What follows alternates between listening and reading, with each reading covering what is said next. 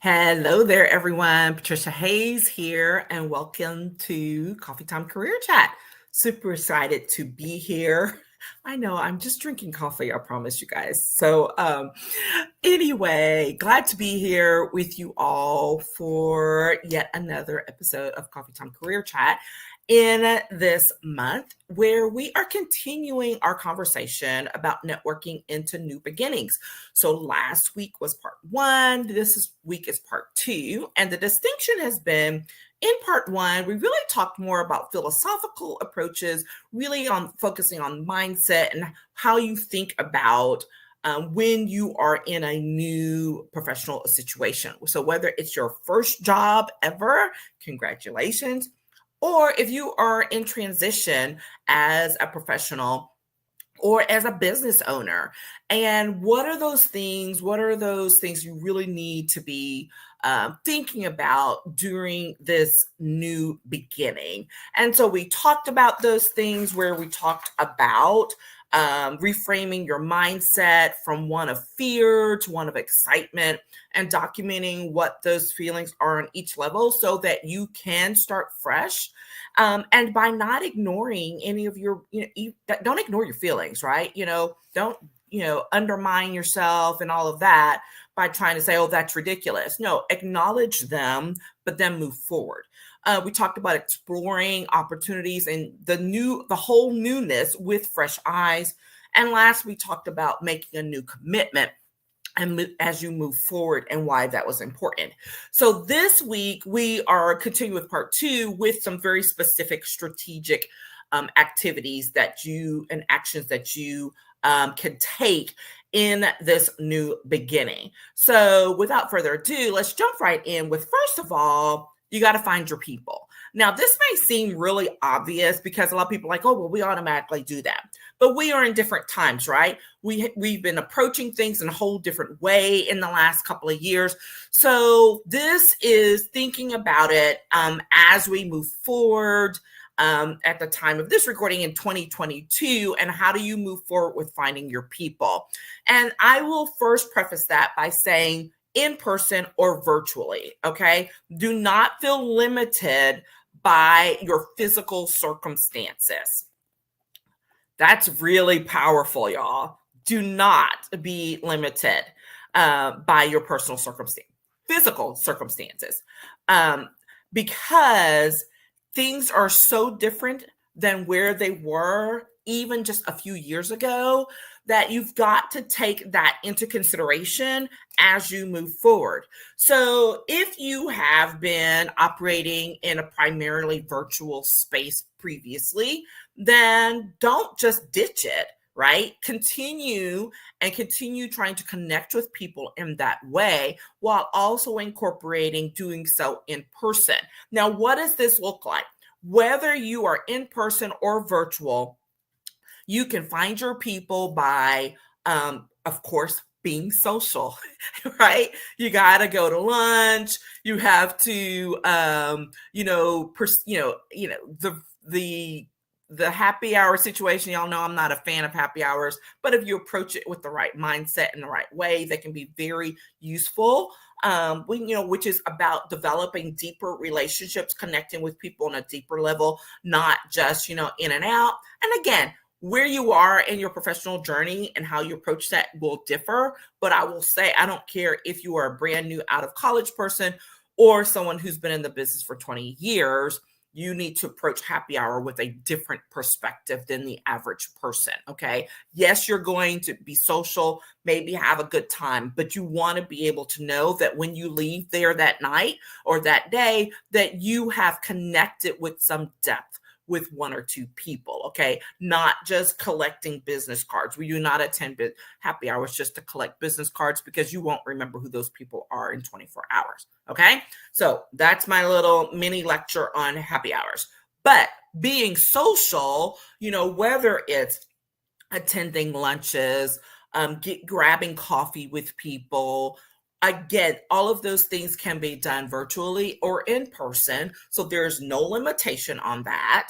by attending those conferences and workshops. If you are a brand new person to your industry, this should be like at the top of your list of things, because you will meet people who are uh, have the same interests professionally, right? Like, this is the place where you know for sure, without a doubt, that you should be meeting people who have aligned interest in the work that you do. So, making an effort, making more than an effort, being deliberate about attending conferences and workshops, not just the ones recommended by or required by your employer, but going over and above and figuring out what other opportunities for learning and growth can you incorporate into your repertoire. And y'all know this is something I feel really strongly about, because if you limit your professional growth only to what your employer will pay for, then that's as far as you will get. You have to be willing to invest in yourself. And sometimes that means I'm going to take a day or two here and go attend another workshop that I have to pay for in order to attend because my employer won't do it. I've done it before. I highly encourage it. I've had conversations and clients who are like, yeah, I'm paying for this training. I'm paying for this consult. I'm paying for this coaching, because they know the value of developing themselves and making sure to invest in it. Okay. Whether you join some new committees or projects, right? Whether they're affiliated with your work, whether it's some volunteer work that's related, whatever it might be. But this is how you find your people. And this is not haphazard, because too often in the past, we've relied on just, haphazard circumstance to find the right people to connect up with. And we're not doing that anymore. Am I saying that everything has to be focused on work, work, work, work? Absolutely not. Okay. That is not what I'm saying. Even if you are connecting with people who you align with from a personal level, you still want to be deliberate about it, right? Don't be haphazard about it. And so, but since we are talking about in terms of professional development and career growth, this is where you do want to be deliberate. You want to be focused and how you approach finding the people who will become your new colleagues, who will become the folks in your industry that you reach out to when you need some help, when you're seeking some fresh insights, whatever it may be. So that's why this is really about finding your people and doing it deliberately, okay? Not waiting on chance, not waiting for the boss to say, oh, go meet with these people. You have to take control of this process and be very deliberate. And the sooner you begin, the more powerful your relationship building will be, the stronger your network will be 5, 10, 15 years down the road. And I'm telling you about what I know, not what I think, okay? There is power in putting that effort into it right now. And some folks were like, oh, I don't want to be thinking that far ahead. That's fine. But 5 years down the road, 10 years down the road, and you are ready for the next transition. And we know those career transitions are not even taking that long these days. They have, within a couple of years. You want to make sure that you have done your work to build up relationships that you can rely on in the future, not just today. Okay. You want to build sustainable relationships. And that means you have to put some work into it, right? So think about that. Building the right relationships is another little piece of work that you have to do. You do have to be deliberate about it if that's what you want to make sure that you have, so that you can tap into that network later on for whatever reasons. Okay. So find your people. Secondly, you want to identify a mentor or a role model. So here's a couple of different things. Take your time doing this. Sometimes you may see someone automatically and but even then, take some time identifying who that is. Because as you are growing in your profession, in your new role, in the new job, whatever it is, in your new business, you want to have time to really soak in right? Everything that's going on around you. And then when you identify who's a good mentor or a role model, you will have more information to rely on, right? So this is not a, 2, 3 weeks thing or even 2, 3 months. This may take 6 months at least for you to really identify who it is you would like to, maybe seek out as a mentor or that you can look up to as a role model because you want to have enough time behind you in this new role and this new position to really hopefully have seen a lot of what's going on and where you could use the support and guidance from someone. Now, this presumption, a lot of times people presume that that mentor, that role model has to be in your new company or in your new, whatever. That is not the case. All right. You can find and seek out a role model, a mentor who is not in your company, may not even be in the same industry. Okay. The idea is that for the path that you have chosen, who and what are the things that you identify would be supportive to you, right? Not just about being able to do the job better or to be able to climb your career ladder, but remember when we talked about building sustainable relationships that can last across time, this is where you can look into and thinking about that, how someone approaches their own network, how someone engages in their profession, in their industry, how someone implements their values, right?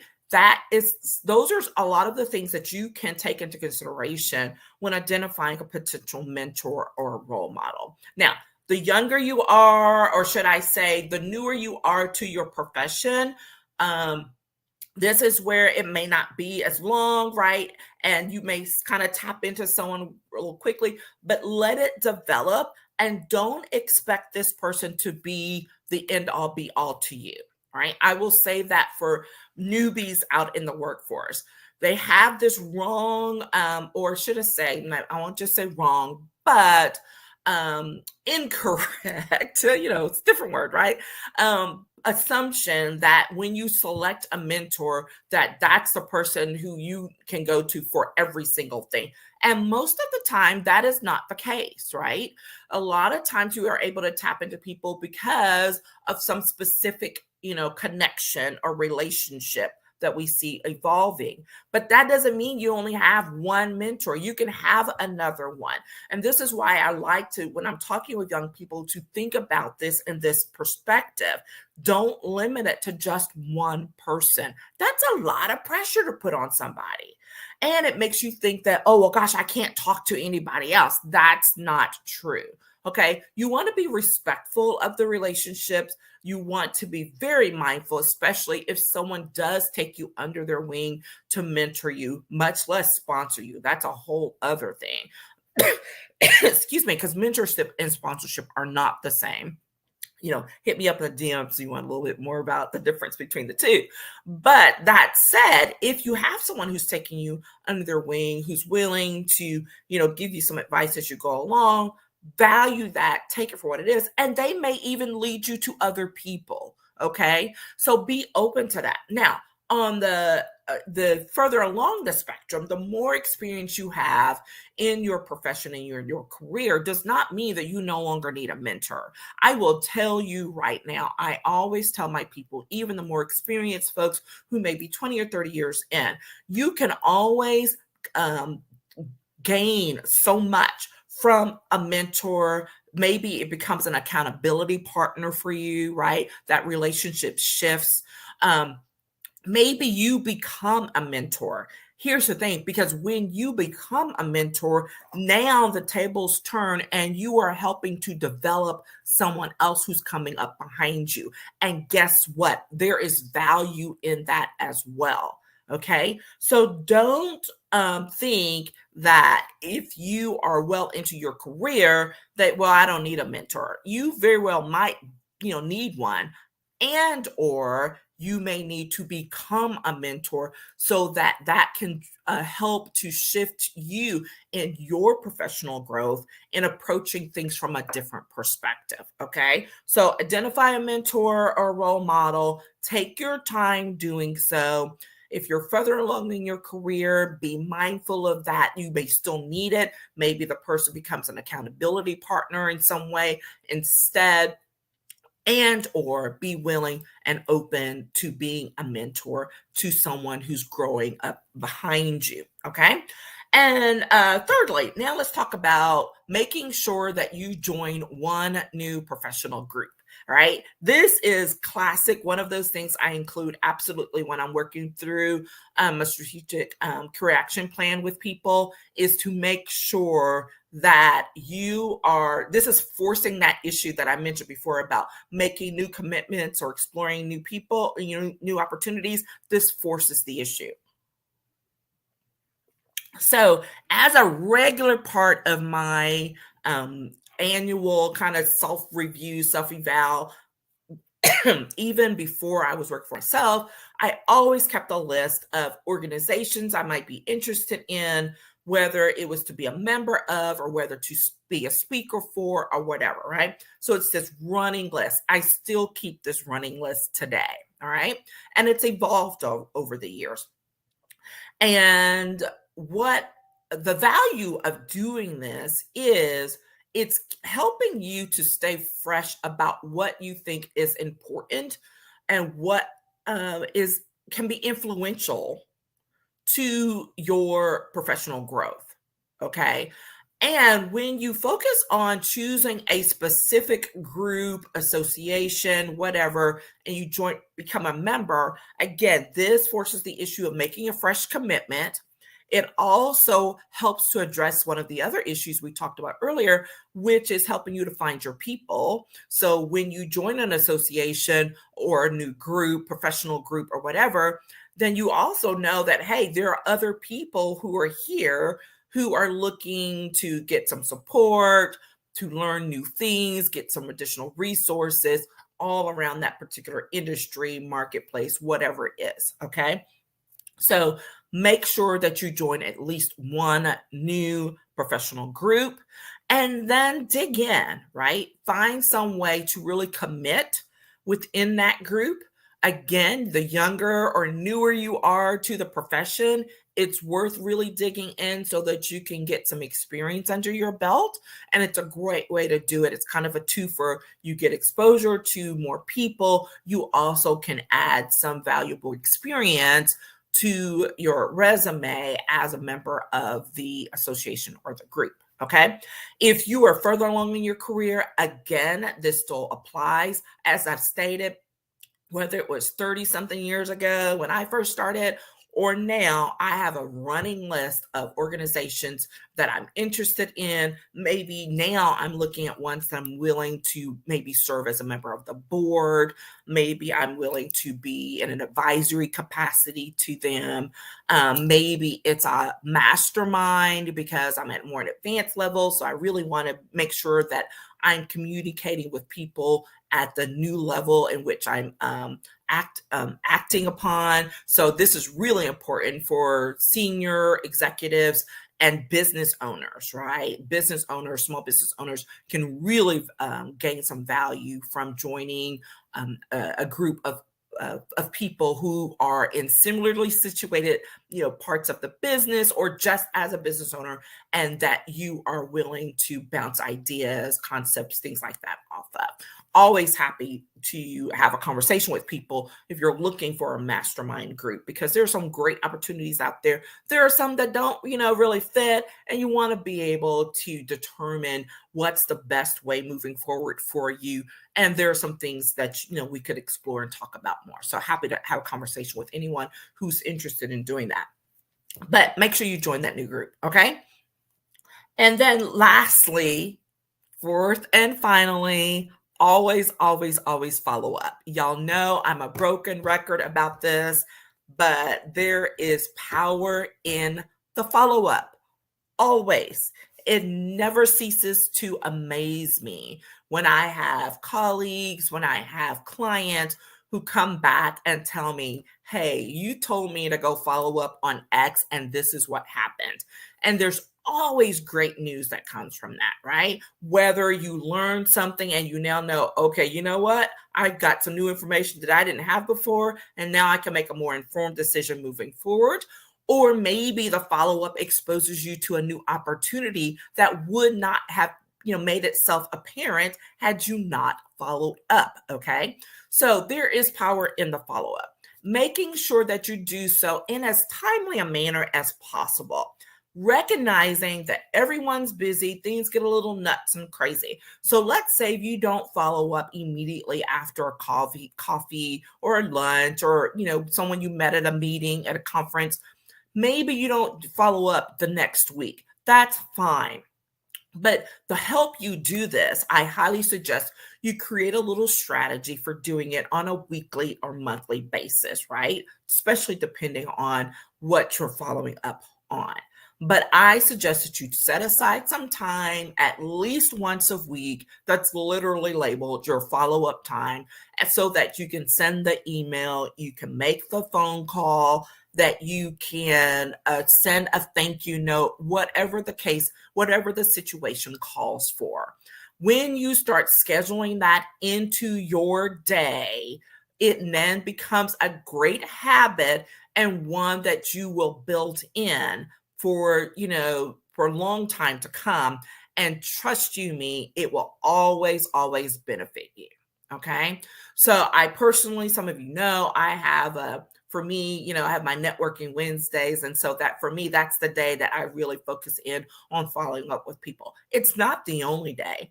Sometimes, networking Wednesday gets really full, really, actually reaching out, contacting, having conversations with people, all of that. So my follow-up may occur later, or maybe it's the following week that I'm like, okay, I'm going to pull back on actual interactions, and maybe my networking this week is going to be following up with people in whatever capacity, scheduling future meetings, writing a thank you note, whatever it might be. Okay. Follow up. I'm telling you, because a majority of people still today do not do it. So you will put yourself in the top percentage of professionals when you engage in the follow-up in a very deliberate way. Again, this is not to, don't punish yourself or whatever, just do it and put it on your calendar. You miss some time, fine, catch up, move to the next thing. But once you start doing it on a regular basis, it will become second nature, and things and people will come to mind. You're like, oh yeah, I need to go, send so-and-so a note, or I need to schedule for that coffee we said we were going to have. And that's what you want to do, because it puts you on the path for regular engagement and regular connection time with people who are becoming a part of your long-term professional network. Okay, so there you go. Time flies. When you're working on networking into new beginnings, as we've been talking about this, some specific strategies, making sure that you're deliberately finding your people. Don't limit, how you connect with people by your physical presence. Secondly, identify a mentor or a role model. If you're more advanced in your career, you are not too senior to have a mentor. Maybe it's an accountability partner, maybe becomes a mastermind connection, and or maybe it's time for you to take on the role of being a mentor. Thirdly, make sure you join that one new professional group. It's a great way to knock off two things at one time, which is building some expertise in your field of interest, as well as finding other people who are interested in similar things in your profession. And then lastly, making sure to do the follow-up. Okay, there we are. So glad to be with you all yet again. Looking forward to following up myself with some of you. So hit me up in the DMs or in the comments if you have any questions, or you're like, you know what, I need to set up a consultation because I need to talk a little bit about some of this a little bit more in detail. Okay, happy to do that. Look forward to following up. Have a fantastic week. Take care. Bye-bye.